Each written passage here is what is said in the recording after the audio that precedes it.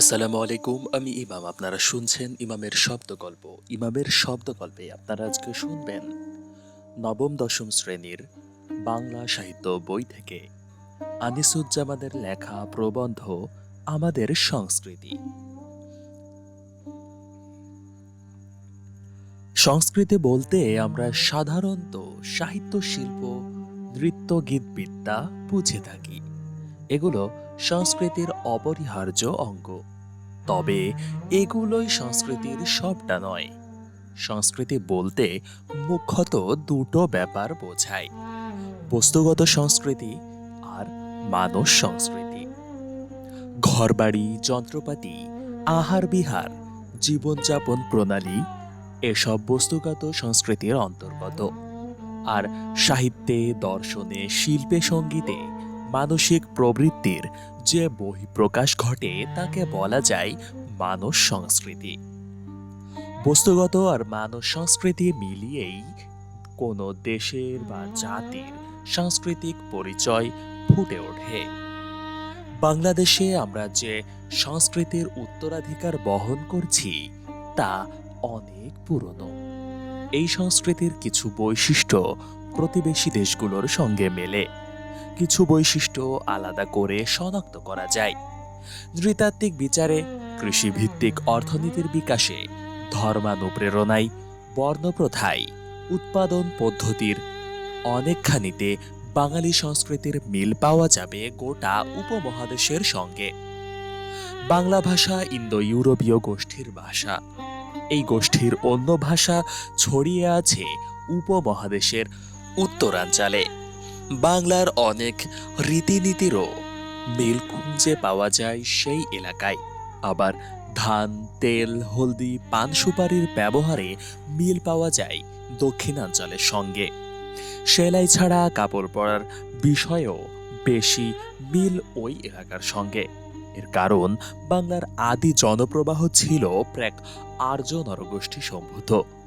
পরে এর উপরে আর্য জনগোষ্ঠী ও তাদের প্রভাব এসে পড়ে।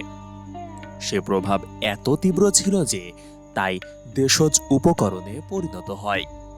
পরে মুসলমানরা যখন এদেশ জয় করেন তখন তারা যে সংস্কৃতি নিয়ে এলেন তাতে তুর্কি, আরব, ইরান, মধ্য এশিয়ার সাংস্কৃতিক উপাদানের মিশেল ছিল। সেখান থেকে অনেক কিছু এলো বাঙালি সংস্কৃতিতে।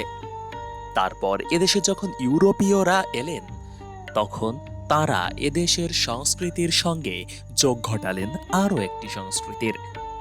এভাবে বাংলা সংস্কৃতিতে অনেক সংস্কৃতি প্রবাহের দান এসে মিশেছে, আর নানা উৎসের দানে আমাদের সংস্কৃতি হয়েছে পুষ্ট।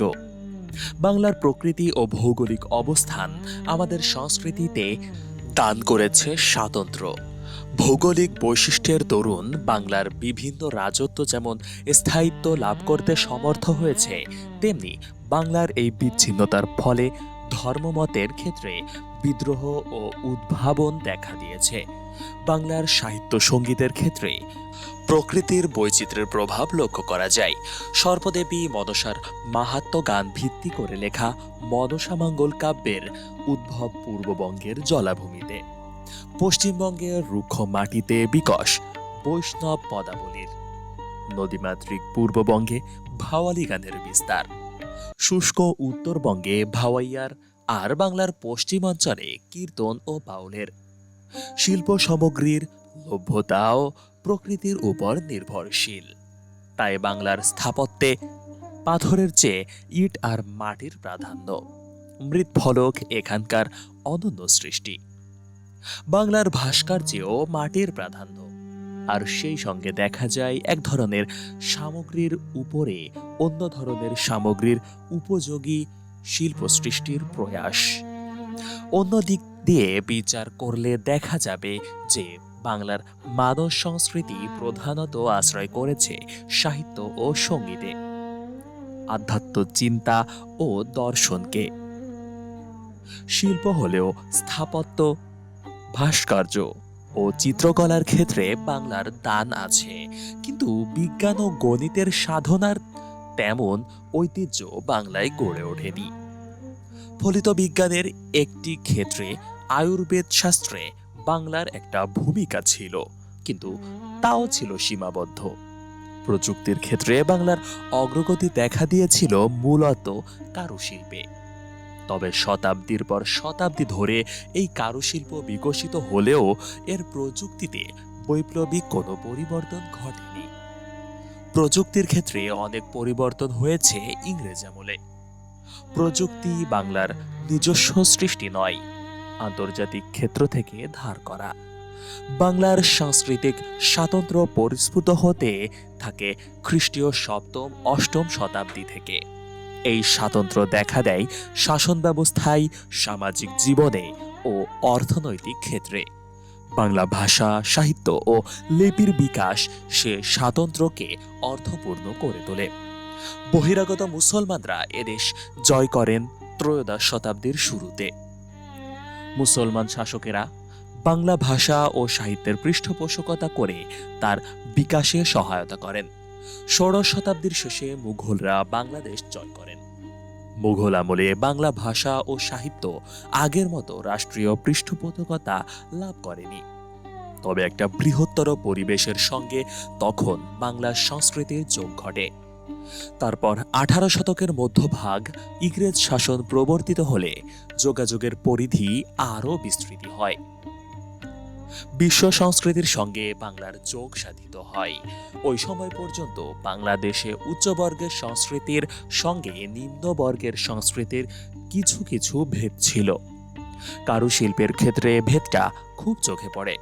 আর একটা ধারা ছিল উচ্চ শ্রেণীর ভোগ্য রূপোর কাজ, হাতের দাঁতের কাজ, রেশমি ও উঁচু মানের সুতি কাপড়ের শিল্প। অন্য ধারাটা ছিল সাধারণের ভোগ্য শাঁখের ও পিতলের কাজ, নকশি কাঁথা, পাটি, আলপনা। সমাজে উঁচু পর্যায়ে সংস্কৃত বা ফরাসির যে চর্চা হতো তা নিচু স্তরকে স্পর্শ করেনি। ধ্রুপদী সঙ্গীত ও লোকগীতির চর্চার মধ্যেও এমনই পার্থক্য ছিল। লোকসাহিত্য ও শিষ্ট সাহিত্যের ভেদও ছিল। তবে বাংলার সাহিত্য ও সঙ্গীতে সমাজের প্রায় সকল স্তরকে স্পর্শ করতে সমর্থ হয়েছিল। এজন্য বাংলার মানুষ সংস্কৃতিতে সবচেয়ে প্রাধান্য সাহিত্য ও সঙ্গীতের। ইংরেজ আমলে যে নতুন সংস্কৃতির বিকাশ ঘটে তার প্রেরণা এসেছিল প্রধানত পাশ্চাত্য শিক্ষা ও সংস্কৃত থেকে। পাশ্চাত্য শিল্প ও সংস্কৃতির সঙ্গে যাদের যোগ ঘটেনি তারা এর বিকাশে এবং এর উপভোগ্যতায়ও অংশ নিতে পারেনি। একালের সাহিত্য, সঙ্গীত, নাটক, চিত্রকলা প্রধানত নগরের সৃষ্টি। এর অর্থ আমাদের মানব সংস্কৃতির শ্রেষ্ঠ রূপ নির্মিত হয় উচ্চ মধ্য শ্রেণীর মুষ্টিমেয় ইংরেজি শিক্ষিতের হাতে। ঔপনিবেশিক নয়, কিন্তু আগের মতোই শ্রেণী বিভক্ত। তাই সাংস্কৃতিক কর্মকাণ্ডে সকলের অধিকার সমান নয় এবং এক শ্রেণীর সৃষ্ট সংস্কৃতিতে অন্য শ্রেণীর প্রবেশাধিকার নেই। আবার এক শ্রেণীর সৃষ্ট সংস্কৃতির অন্য শ্রেণীর পক্ষে রুচিকর নয়।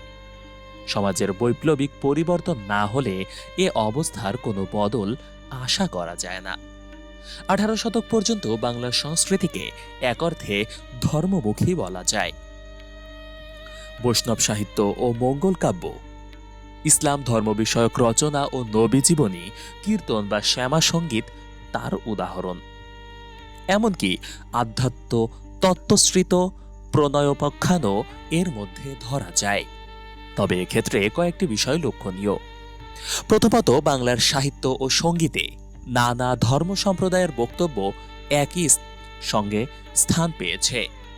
দ্বিতীয়ত, ধর্মকলহের পাশাপাশি এক ধরনের সমন্বয় চেতনা কাজ করেছে।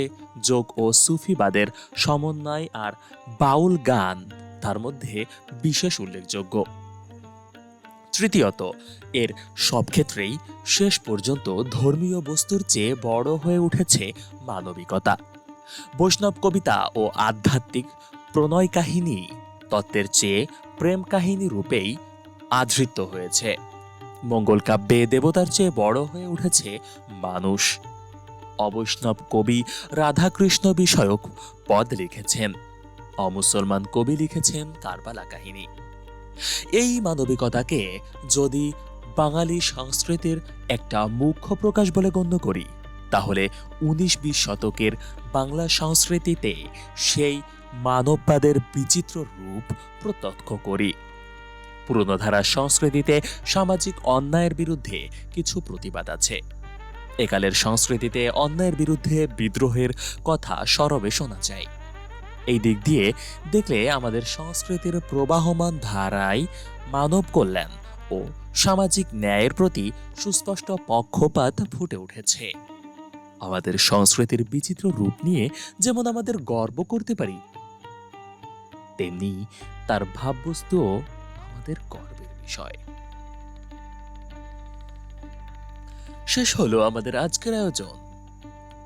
নবম দশম শ্রেণীর বাংলা বই থেকে আনিসুজ্জামান লিখিত প্রবন্ধ আমাদের সংস্কৃতি।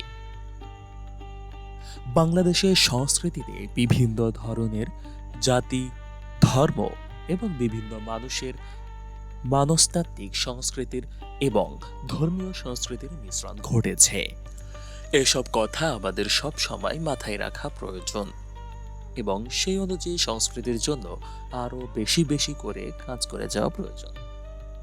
আজ আমাদের আয়োজন এ পর্যন্তই।